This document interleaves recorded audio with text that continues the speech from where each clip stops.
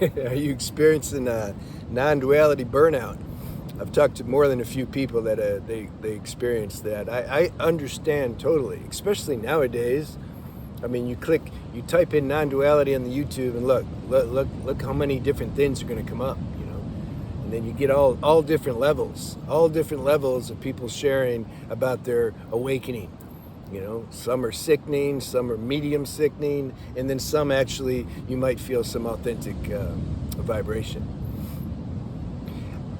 I suggest, I like Ramana Maharshi, I like Papaji, I like Nazar Sagata, Muji.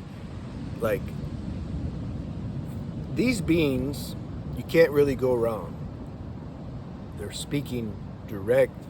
It's an authentic alchemy that took place inside them.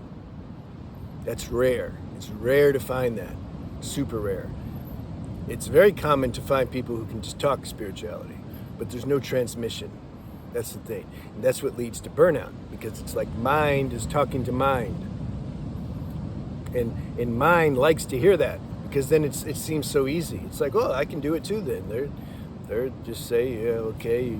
Oh, wait, nothing exists. Oh, whoa, nothing exists. Damn, I'm awake too now. I like it. So there's a evolutionary alchemic process that has to happen here. And that's not in our control. Grace does that. But what helps accelerate that is when we try to do everything that we think we have to do to wake up, and then go through the stage of like thinking that we're awake, go through all that, and you get to where you're sick of yourself. When you become sick of yourself, the ego self, authentically sick of yourself, something surrenders then. There's an opening that takes place inside you that you didn't do. And then you might start to really see the real essence of non-duality. And you're not going to feel like broadcasting that everywhere, telling people about it, doing laughing yoga to demonstrate that you're in the non-duality. You don't do that. It feels weird. It's an intimate process. It's like if you had really good, close, intimate sex with your beloved. You don't like show that to people or even tell them about it. Like, why would you? Same if you had a vision, if you had a real vision, not an imaginary vision. Man, it's amazing how the mind and ego can hijack this whole spiritual practice. And but if you had an authentic vision, you also don't feel it to share that. There's certain things that are, if they've really happened to you, there's an intimacy about them that it doesn't feel good to kind of, cast pearls to swine or something. So what do you do if you get burnout? You get non-duality burnout. Yeah, take a break. Just go to the beach or something. Go somewhere and just forget about all this spirituality. Here's the thing. You know what it's like? People that get burnt out. It's like these eating addicts. And they eat so much. You just eat. And they haven't digested anything, let alone assimilate it, let alone having it actually become crystallized inside their being. They got a mouthful of food. And this is what happens to a lot of people because the technological age that we're in, you can watch video after video after video after video. And then you just end up with just a big head. And so then at some point, this is good that you see, if you have burnout, that means you're actually higher level, actually. Because your deeper self is like, let's just keep hearing the same thing over and over and over again. Like something needs to actually digest and assimilate what I've heard. So that's good. That's a good tendency that you had. Like your intuition, your inner sanction is guiding you to kind of take a break from that and digest this food that's in your mouth. And that's why I say, just go somewhere and get away from it all. Or even go, just like whatever. Some people like they need to go to a club or go to a rave party after everything, because it's like they've been so extreme on on a like an aesthetic level, like I'm gonna awake, and they need to go the opposite way. They go to a rave or go to a brothel or get drunk or something because they can't help it. They have to make balance somehow. Something inside's making balance. Because the reason we get burnt out is because we're treating, because we can't help it, we're conditioned to use our mind for everything. We're treating this spiritual evolution and awakening the same way that we would treat going to school or college to get a degree or to learn some kind of material thing or trade, right? We're going to learn it. We're going to apply our mental faculties to learn this so we get it. So the same thing happens when we come into spirituality.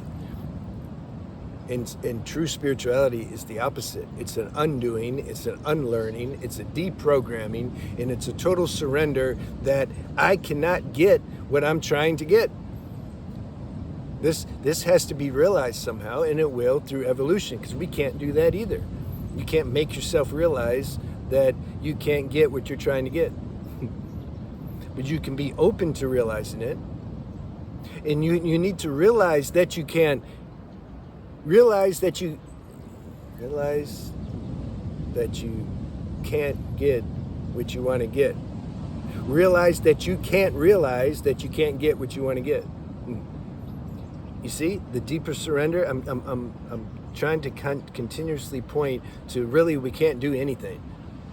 We just imagine we can. And if we think we did something and we got it in spite of what we were trying to do anyway. It was still grace that did it for us.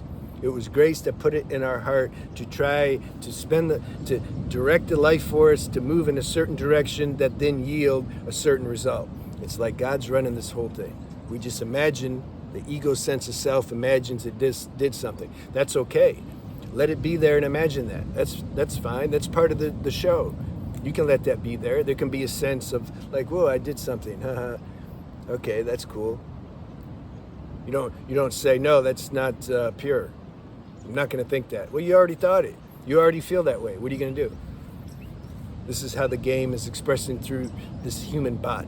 These are the sensations that you're experiencing in this virtual reality game. It's okay, experience them.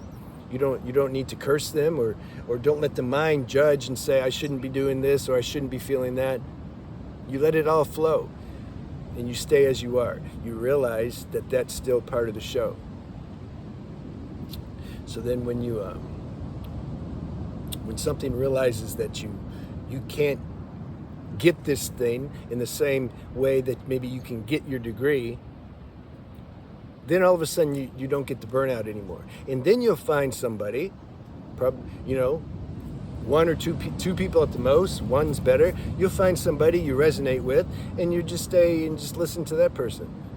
Because it's like, you're not hungry for information anymore. You found somebody, you're listening inside, it speaks to you, you get some transmission, and then you're done. That's nice, that feels nice. I'll watch them or read them or talk to them, and what else do I got to do? And then you continue to look inside yourself now, and you keep your spiritual practice because now you know what that is. It's like the days of trying to soak up more and more knowledge, information, more books that come to a natural end. Like you're full in that sense. Now it's about application. It's about realization. And that can always deepen more and more and more and more. And you know that already, and you're good with it. You're like, yeah, this is the show. There's a continuous, infinite deepening in self-realization that's taking place inside the pure consciousness, which isn't doing anything. Okay, let the show go on. Got no choice anyway. All right, have a good day.